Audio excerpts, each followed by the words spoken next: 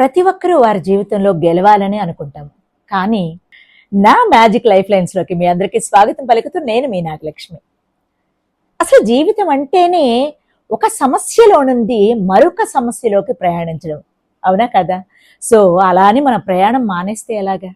సమస్య అంటే మనం చేసే కొన్ని పొరపాట్ల వల్ల ఇతరులు చేసే విమర్శలు, అపహాస్యాలు, అవహేళనలు, అవమానాలు ఇవన్నీ మనం భరించలేక బాధపడుతూ ఉంటాం.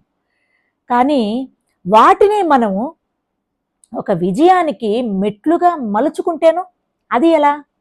మిమ్మల్ని మీరు ఉన్నది ఉన్నట్లుగా అంగీకరించడం. అలానే ఇతరులను వారు ఉన్నది ఉన్నట్లుగా మనం గౌరవించడం. అప్పుడు మీరు జీవితంలో ఉన్నతమైన వ్యక్తిగా విజయవంతంగా ఎదగడంలో సందేహమే లేదు. అవునంటారా? కాదంటారా? సో, అందరూ బాగుండాలి. అందులో నేను ఉండాలి. నేను మీ నాగలక్ష్మి. Thank you. నమస్తే.